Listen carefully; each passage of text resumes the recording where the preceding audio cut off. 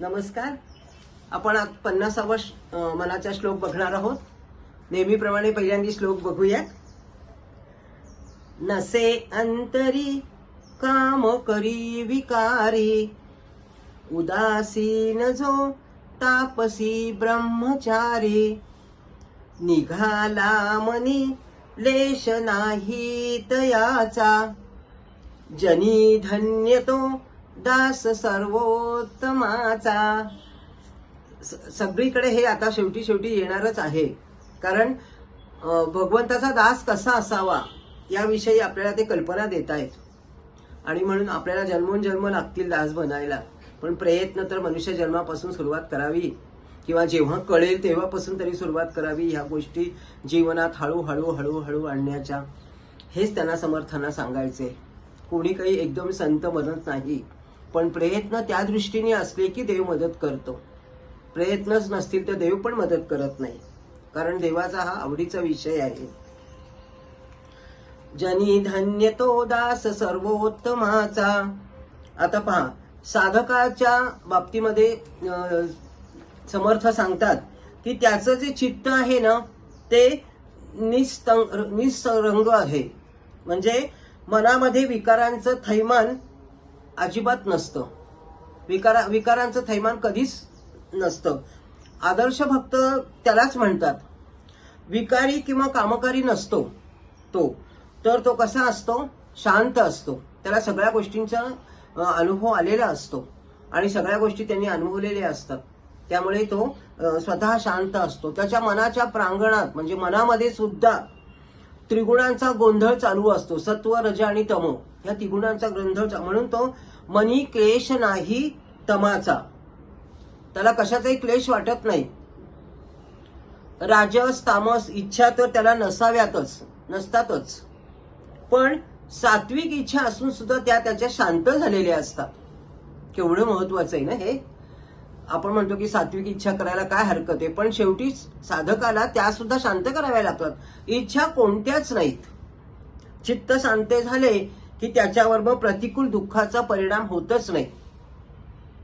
कसं दुःख आठवेल? दुःख म्हणजे सगळंच आलं नाही. तामस आणि रज मध्ये सर्व आलं. हे दुःख आलं, आळस आला, हे सगळं त्याच्यातच आलेलं आहे.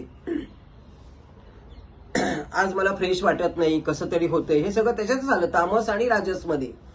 सात्विक गुण काही वेगळेच आहे. दुसरी गोष्ट, त्रिगुणावरती विजयच नाही तर सत्ता गाजविता येते.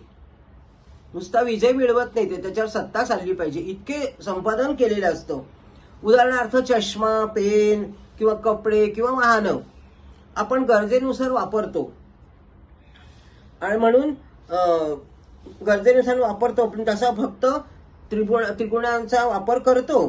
पण व्यवहारात तिन्ही गुण तो संतुलित ठेवतो. हे महत्वाचं आहे. म्हणून उदासीन शब्द वापरलेला आहे. आणि म्हणून अंतर्मुख होतो. इच्छा, स्पर्धा, द्वेष, मत्सर, इंद्रिय सुखाकडे न रमत नाही तो कधी. त्याच्यावर तो रमतच नाही. आणि म्हणून त्यांनी उदाहरण नचिकेताचं दिलेलं आहे बघा. यमाने त्याला अनेक प्रलोभनं दाखवली होती नचिकेत्याला, पण तो उदासीन असल्याने त्याला तो बळी पडला नाही. त्या बाबतीमध्ये शांत होता. उदासीन म्हणजे काय? कसली हालचाल नाही, काही इच्छा नाही, काही नाही. सगळं प्रलोभनं दाखवली तरी देखील आतनं सुद्धा इच्छा नाही, बाहेरनं पण इच्छा नाही. तामसी ब्रह्मचारी म्हटले बघा इथे शब्द. आता तो तामसी ब्रह्मचारी आहे. उदासीन तो तामसी ब्रह्मचारी. बघा आता ह्याचा अर्थ इतकं समर्थन आपलं खोलून सांगितले. आपल्याला वेगवेगळ्या गोष्टी कडनं कुठून तरी समाजातनं असं चुकीचं वगैरे कळलेलं असतं. आणि मग आपण आपली लगेच म्हणतो की ब्रह्मचारी तो म्हणजे न लग्न केलेला ब्रह्मचारी. पण आध्यात्मिक दृष्टीने त्याला काय म्हटलेलं आहे बघा. म्हणजे तामसी म्हणजे न तापणे. भक्ताला योगाग्नी आणि ज्ञानाग्नी दोनच माहिती असतात. साधनेमुळे तो अगदी प्रदीप्त असतो. अग्नी हा काम, क्रोध, लोभ हे जाळून टाकतो. सहनशीलता, क्षमाशीलता असते. म्हणून तुकाराम महाराज म्हणतात की आली उर्मी साहे, तुका म्हणे उगार आहे. बघा, थंडी, वारा, उपवास किंवा जननिंदाने तो विचलित होत नाही. हे एक तप आहे. खरोखर आपल्या रोजच्या अनुभवामध्ये जननिंदा हे रोज आपल्याकडे येतं, दुःख हे रोज आपल्याकडे येतं. आपण उपवास करतो, नंतर थंडी वारा आपल्याला सहन होत नाही, उपवास सहन होत नाही आपल्याला. ह्या सगळ्या गोष्टी मधनं विचलित न होता ते एक तप आहे, असं समर्थांना सांगायचं आहे. म्हणून भगवद्गीतेत कायिक, वाचिक आणि मानसिक तपाचं महत्व सांगितलेलं आहे. अतिशय सुंदर सांगितलेलं आहे. तपाने भक्ताचे मनोबल वाढते. काहीतरी सहन करण्याची सवय पाहिजे, की मी हे केलं की हे एवढं मी सहन केलं की मला ते सहन करायची ताकद निर्माण होते पुन्हा. आणि तोच तो ब्रह्मचर्याचा अर्थ पण त्यांनी छान समजून सांगितलेला आहे की ब्रह्मणी चरती म्हणजे ब्रह्मात राहणारा किंवा ब्रह्मप्राप्तीसाठी धडपडणारा तो ब्रह्मचारी. ब्रह्मप्राप्तीसाठी म्हणजे देव माझ्यातच देव आहे, माझी स्वतःची चुकलासी तू शोधून पाहे, तुझा तूच आहे, तुझ्यातच तुझा देव आहे हे तू शोधून पहा. परंतु ती तोच ब्रह्म आहे, तोच आत्मा आहे, तोच देव आहे, तो तू शोधून पहा. आणि म्हणून असा तो शोधणारा म्हणजे तुम्हाला साधारण उदाहरण सांगते की आपली जीभ ओली राहते, आपल्या श्वासोश्वासारखा चालू आहे, हे आतमध्ये हृदयात भगवंत आहे म्हणून चालू आहे. त्यातला राम निघून गेला, चैतन्य निघून गेलं म्हणजे चैतन्य नाही नसेल तर आपण आहोत का, राहू का? तसंच ते जे शोधतो तो ब्रह्मचारी आहे.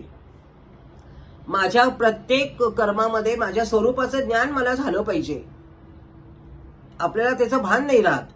आणि म्हणून असा मनुष्य संसारात कसा पडेल जर त्याला प्रत्येक वेळेला आपल्या अस्तित्वाचं भान असेल तर. आणि म्हणून विवाह न करणे हा शब्द रूढ झाला. विवाह न करणे म्हणजे ब्रह्मचारी, पण ब्रह्माचा शोध घेणारा तो ब्रह्मचारी लोकांना माहिती नाही. ब्रह्ममय पुरुषाचे आचरण करणे म्हणजे असे जे लोक आहेत जे भगवंताच्या शोधामुळे किंवा त्यांना ब्रह्मज्ञान झालेलं आहे असांचा आचरण करणारा जो आहे तो धन्य, तो दास सर्वोत्तमाचा, असं समर्थन आपल्याला सांगायचं आहे. म्हणून हे पुष्प भगवंता चरणी अर्पण करते आणि तुम्हाला नमस्कार करते.